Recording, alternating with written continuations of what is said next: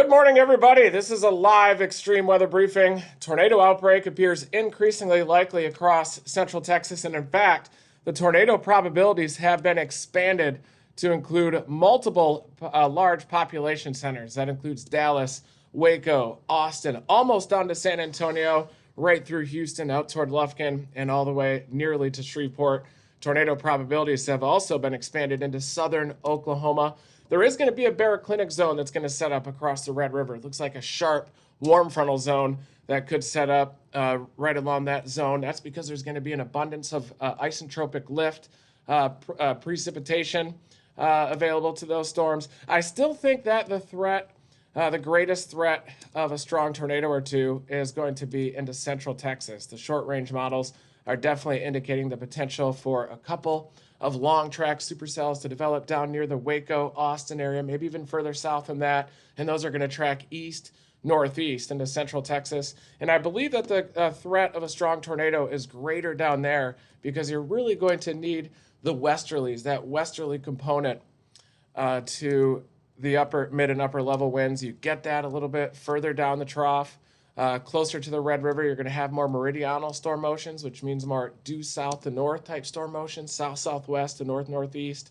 And you're really going to need a more backed low-level jet for those to realize a tornado potential. There is a skinny nose that goes all the way up into northwestern Texas, up near the Childress area. Surface low is expected to move from southwestern Texas up to Childress, and because of that surface low track. And it looks like there's going to be less impactful early precipitation available to these storms. That's why Dallas has been included in the risk area. Here is the latest HRRR loop, and you can certainly see those storms that initially develop across northwest Texas. Those could develop as early as about 1 to 2 p.m. They could develop over the southeastern Texas panhandle, lift up toward Childress, eventually up into southwestern Oklahoma as well. We're going to break down that mode of storms.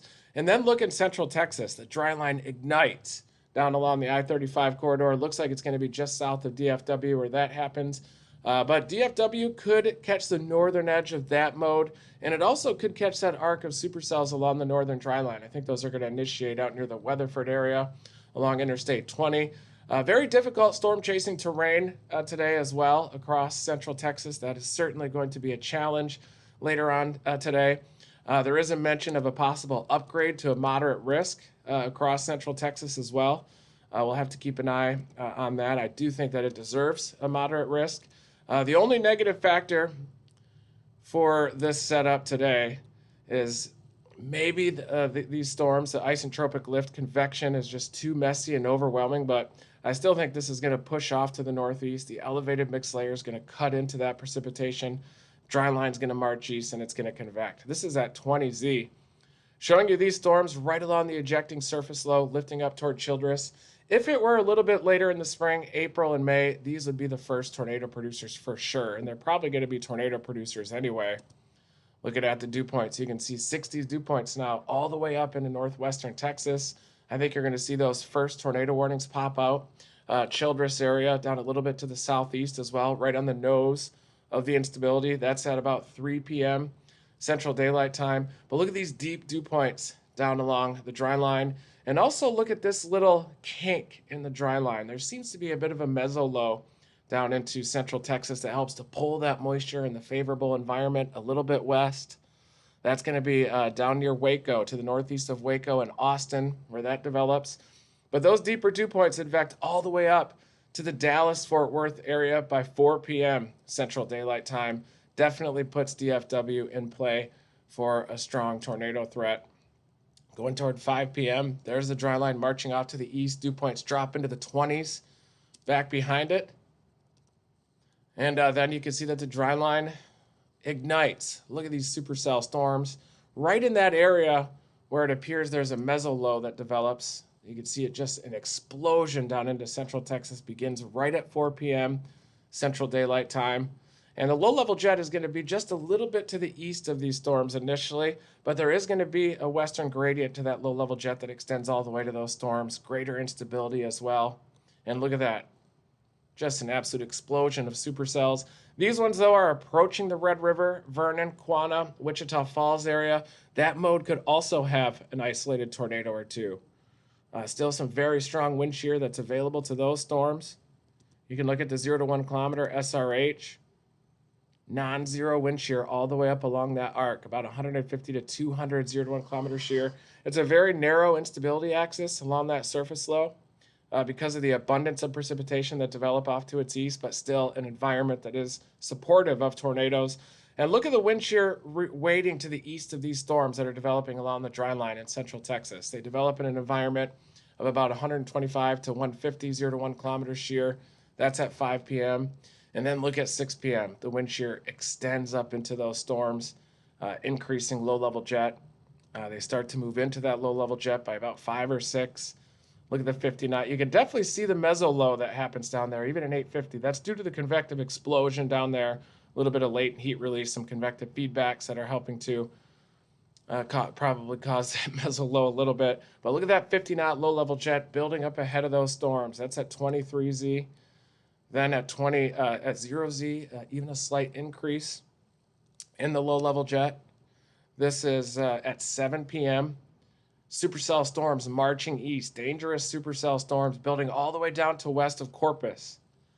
Very dangerous situation here is going to evolve. These are going to move east into that environment that's very favorable for even a strong tornado threat. This is at 7 p.m. 8 p.m. that line pushes out to the east. And look at these renegades that develop too on the nose of the warm sector up near I-20. This one's still continuing to the south of I-20, just to the south of I-20, northwest of Houston.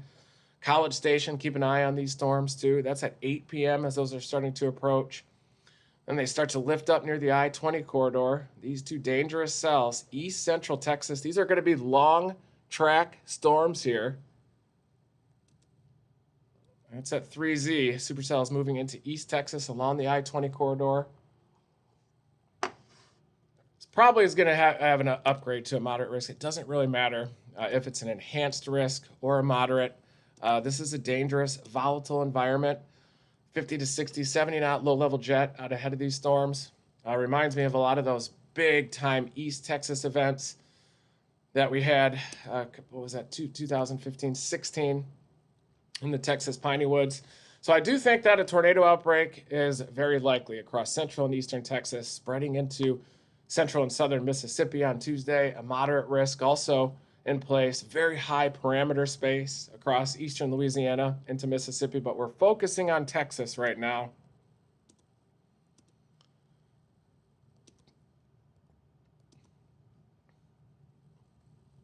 Dangerous. So let's take a look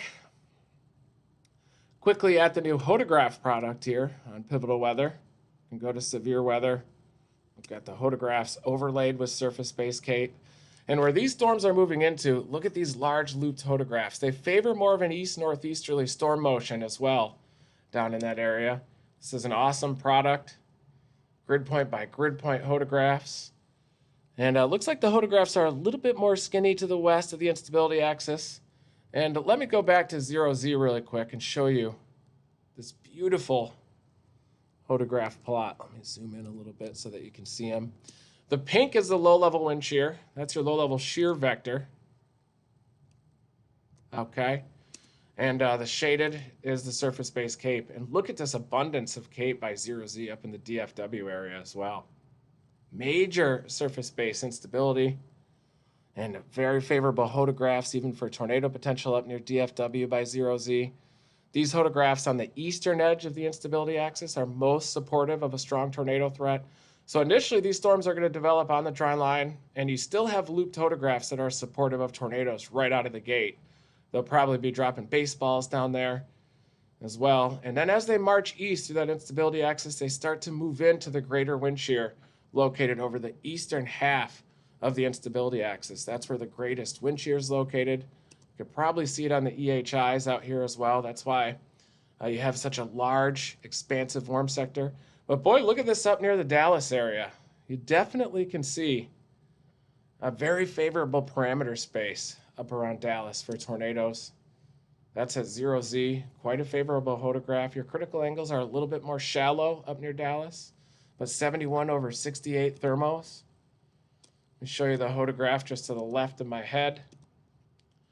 And what I mean by shallow critical angles, that's the angle between the storm motion vector, which is due southwest to northeast near the Dallas area at 50 knots. These are going to be moving fast. But if this angle's a little bit closer to 90 degrees, then you'd have an even more potential for tornadoes across the DFW area. But that's a very favorable parameter space.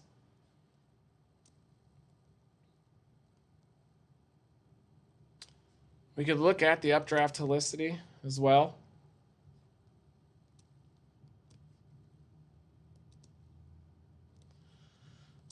And boy, it shows that long tracker. And one thing I noticed on this, when I use these helicity tracks, I try to bring in a little bit of meteorology as well and not just look at the bright red colors. But notice how all of these tracks are more meridional, meaning that they're more south to north, south-southwest to north-northeast. You can see a lot of these tracks are oriented in that direction. And then down here, you have a lot more westerly of a storm track. That's because further south on the trough, you get more southwesterly, a greater westerly component in the mid and upper troposphere. Long track supercells potentially down here, developing maybe south of Waco near the Temple, Texas area, tracking off to the east-northeast through eastern Texas. Looks like a threat of some renegades that could develop later in the period across northeast Texas as well. But don't look at Dallas and think that, oh, there's no tracks through my area, there's no tornado potential. There certainly is. And in fact, there's even a strong tornado potential, strong to violent tornadoes potentially, with the Storm Prediction Center expanding that risk area into the DFW area. But let me show you the shape of the trough. So this is the bowling ball of a trough ejection. You can clearly see the jet streak pivoting around the east side of the trough right at peak heating. That's perfect timing for an outbreak of tornadoes. But notice how the upper level winds are a lot more due south to north, especially the Red River and off to the north. That's a storm motion that's a little bit too meridional. But one thing I notice here with a slightly different shape of this trough ejection is that even the upper level winds over the Dallas-Fort Worth area are more out of a southwest direction. You have a greater westerly component to the upper level winds. Further south, though, due southwest upper level winds. And that's why that storm motion is a lot more west to east down there across central Texas. And that's why I've always kind of been favoring central Texas a little bit. I like the more westerly upper level winds, a little bit more directional shear from the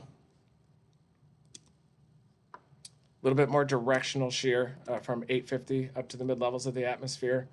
So really quick for those that are just joining us, I want to show you the new Storm Prediction Center probabilities. They did retain the enhanced risk, but mentioned the potential for an upgrade to a moderate risk, especially for that central Texas mode where there could be some long track supercells that eventually move in to the greater wind shear. But notice the important note is that the threat of significant tornadoes has been expanded to include the DFW area in this new outlook, with a 5% tornado risk right up the arc, up to the surface low near Childress, Vernon, all the way to Wichita Falls, an isolated tornado threat. Because of the abundance of morning precipitation, early afternoon precipitation that'll develop near the Red River into Oklahoma. That area of instability is going to be skinny, but it's going to move along with the surface low, right along with those storms.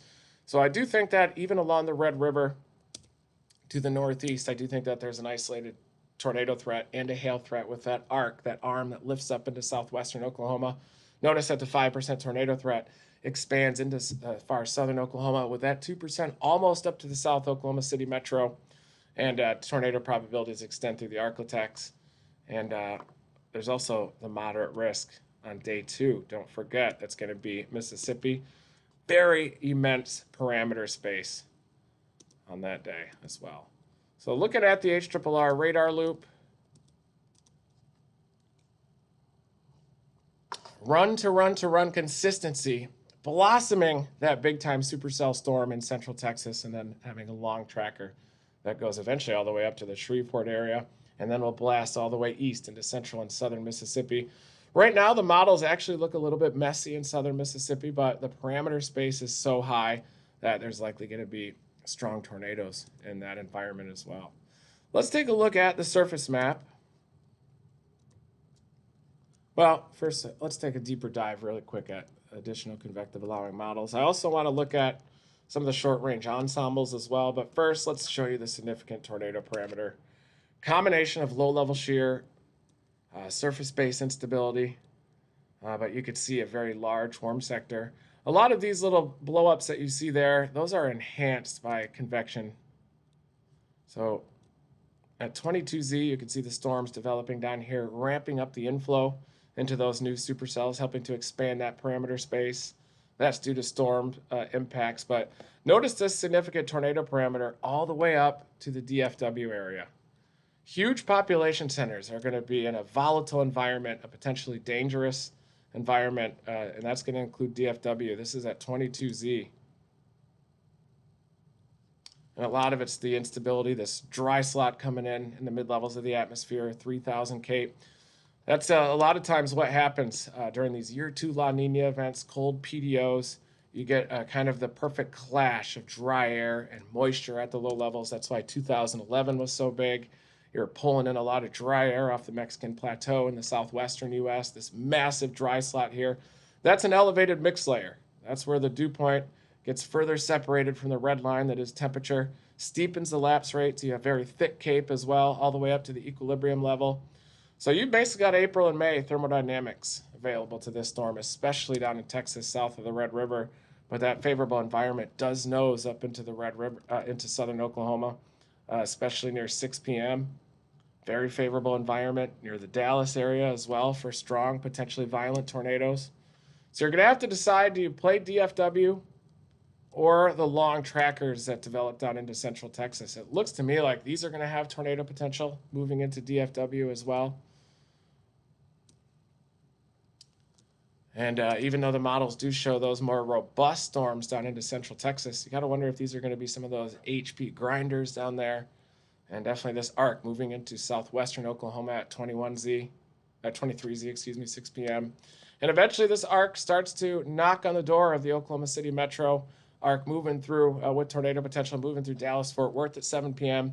And then these monster long track supercells starting to get organized down into central Texas. Some renegades that also develop with some more meridional storm motions out near Van, out near Longview, along the I-20 corridor in northeastern Texas. These could certainly have the potential for strong, violent tornadoes as well. And in fact, that might even be the target, those renegades that develop right at 7 p.m. out across this environment. Very strong 0 to 1 kilometer shear to the east of Dallas on Interstate 20.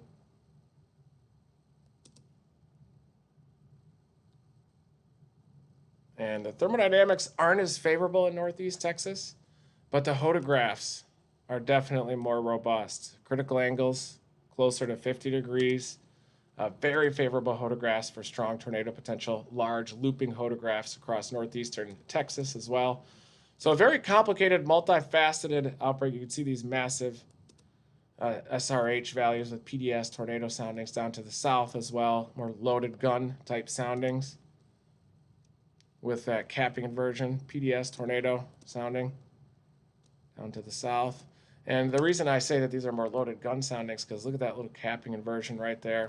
You have to reach the convective temperature before you break through that cap and then tap in to the immense thick Cape above.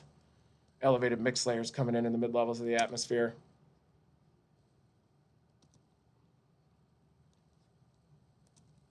And then the wind shear expands across East Texas. 0 to 1 kilometer SRH.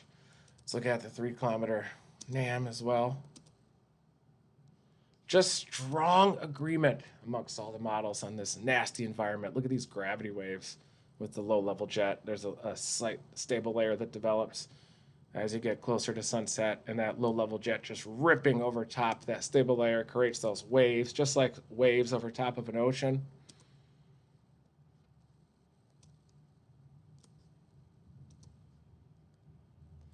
Definitely shows the threat of renegades, an arc of supercells moving into Dallas. The 3 kilometer NAM, you kind of have to look for more of these hints of things that'll happen. But boy, does it look like these nasty supercell storms develop just southwest of DFW, dry line bulge. So it looks like you've got a couple of targets on the 3 kilometer NAM. You could target DFW with this bulge coming into the west side of DFW, or the other bulge down into central Texas.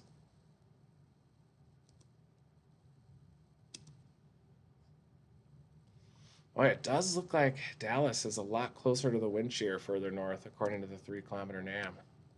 Might favor more of a DFW target. And then notice down to the south how that low-level jet is way to the east of where those storms develop.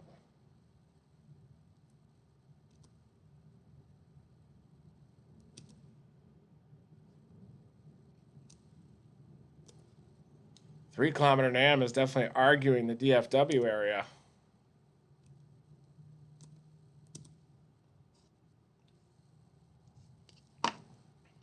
Looks a little bit less favorable down in that central Texas mode. And you can see some type of that meso low. The 3 kilometer NAM also picks up on that weird meso low down there. And then by 0Z, the wind shear does back up to that target.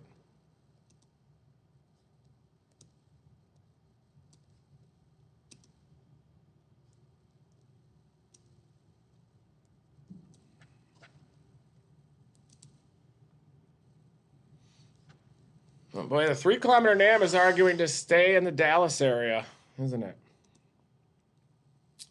It's less bullish on that southern target.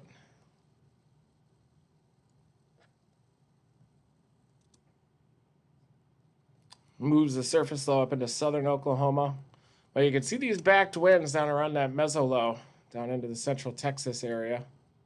Could also be of interest. Boy, tough target.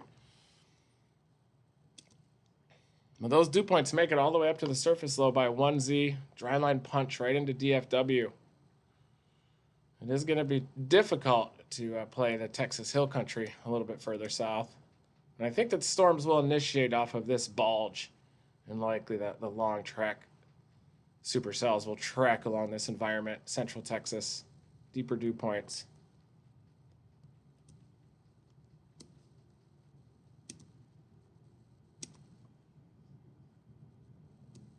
Boy, this environment is really tight to the dry line across Dallas. This would argue to just target the Dallas area, I think. And look at the 0 to 1 kilometer EHIs up in DFW. I think this is a pretty dangerous development in the 12Z 3 kilometer NAM. Just going to have to see how this plays out, I believe.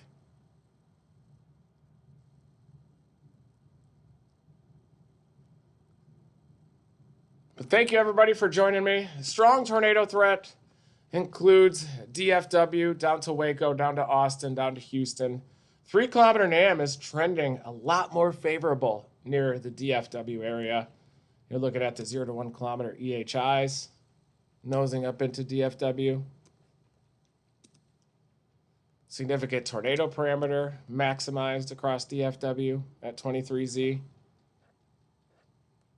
A little bit less down south. So you are seeing some model discrepancy right up to the event, as you will often see. This is the 3 kilometer NAM significant tornado parameter showing a very favorable parameter space near DFW. That's at 23Z, which is 6 p.m. The low-level jet seems to be banked right up against the boundary near DFW. You can see the western gradient of the low-level jet all the way west of DFW. A little ribbon of a low-level jet off south. So even though the HRRR shows those long track supercells developing near Temple and tracking into eastern Texas, it sure does look like the 3 kilometer NAM is trending up for DFW.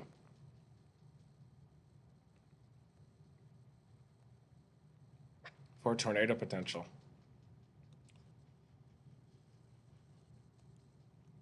The jet nose is punching into the DFW area as well. We could always drop south from I-20.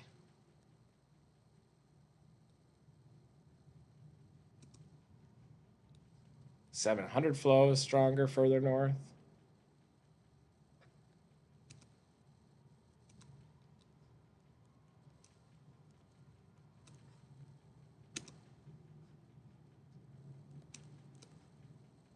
Boy.